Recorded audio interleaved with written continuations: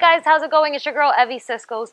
The question of the day is, do I have coronavirus? We are living in a state right now where we don't know what is going on. A lot of people are scared about their lives, about their loved ones, about the state that we are in, what's going to happen. I know a lot of chaos and confusion is going on around the whole entire world, not just in the United States, but all over. My prayers are with everyone around the world. I know the situation in Italy has been crazy and people are really losing hope, and I just think that this is the time to have faith. Now, going back to my question, do I have coronavirus? I know a lot of people have been looking up the symptoms. There are so many different symptoms. A lot of people don't know exactly what the symptoms are, and that's why I'm putting them all here in the video. I know a lot of people are asking themselves, I have been sick, I feel sick, is that coronavirus? So there's a lot of different symptoms. I know that for COVID-19, there are so many different things that we do not know about the virus. Scientists don't know, and I'm not a scientist or a doctor myself. I'm just gathering a lot of information for you guys, so like that, you can be a little bit more aware. And if you do feel like you have the symptoms, go get checked or tested. I know that right now the tests are very limited and they still haven't implemented a concrete system for it, but these are some of the symptoms. If you're having fever, chills, a cough, that is the primary symptoms, but there are a lot of other symptoms as well that a lot of people that have the coronavirus have reported, as far as diarrhea, chills, like I mentioned, vomiting. Some people have been having muscle problems. They have a lot of pain, aches, soreness all over their body. Why do I start with this video? Do I have coronavirus? It's because I honestly think I might have had the virus this month. My husband actually went to Israel earlier last month. He actually went to go celebrate his mom's 70th birthday. Me and the baby didn't end up going because it was such a short trip, and I said I might have, not because of the virus, because it wasn't out there as it is right now, but we decided not to go because it was going to be a short trip. We didn't want to take the baby out for only 4 days.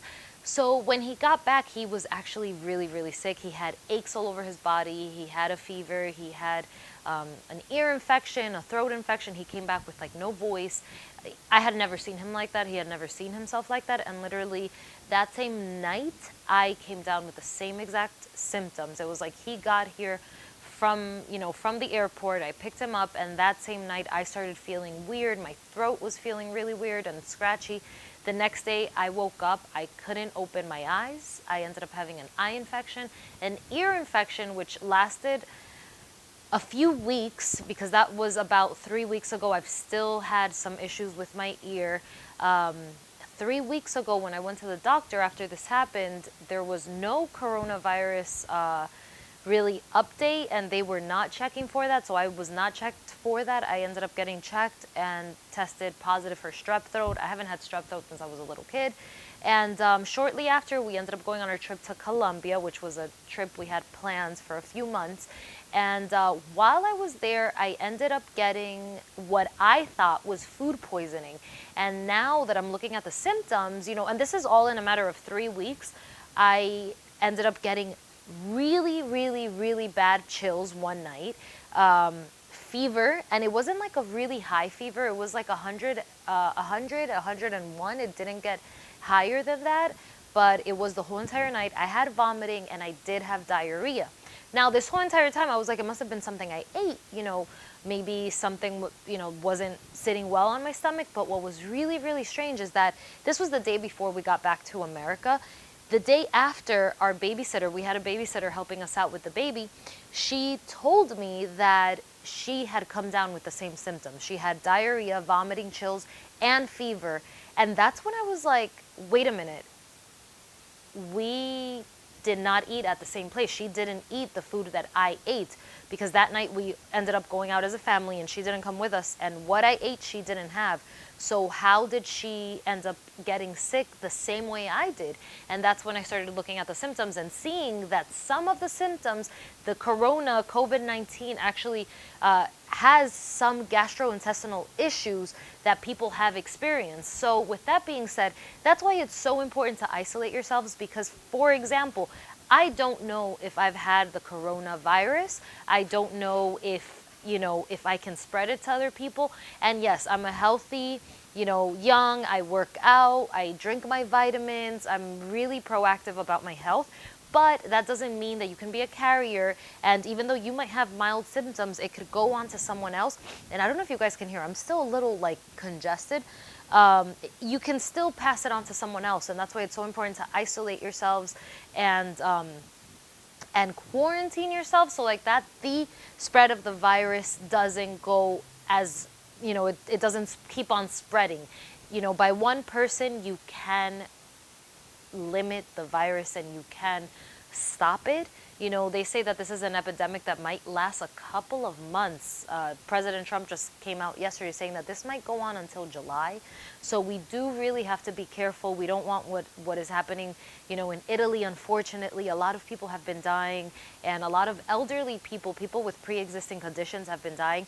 One thing that I did read is that people with pre-existing conditions such as heart problems and high blood pressure. The reason being because these people with high blood pressure, heart problems, some people with diabetes, the medicines that they take make them more receptive to the virus, because the way that it works is that the virus acts like a key, and we have these receptors that accept the virus, and people with taking high blood pressure medicine, diabetes, actually have more of these receptors in their bodies, can invite more virus in their body. So that's why it's really important to please be careful with your elderly, be careful with those around you, so like that you don't spread it to people that might have a weaker immune system than you.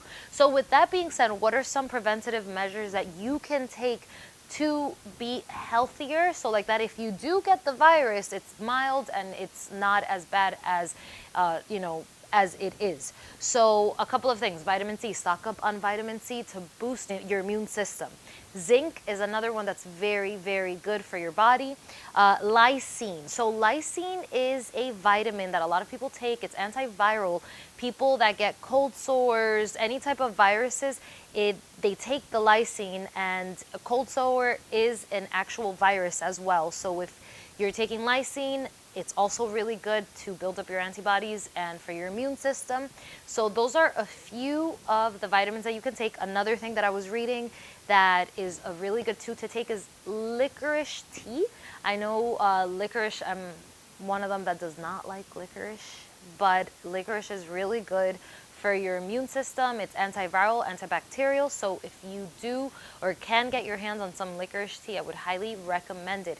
And eat your fruits and veggies, and make sure to wash your hands. So guys, there you have it. If you do feel like you have the coronavirus and you are having mild symptoms, what the government has suggested is to stay home, isolate yourself.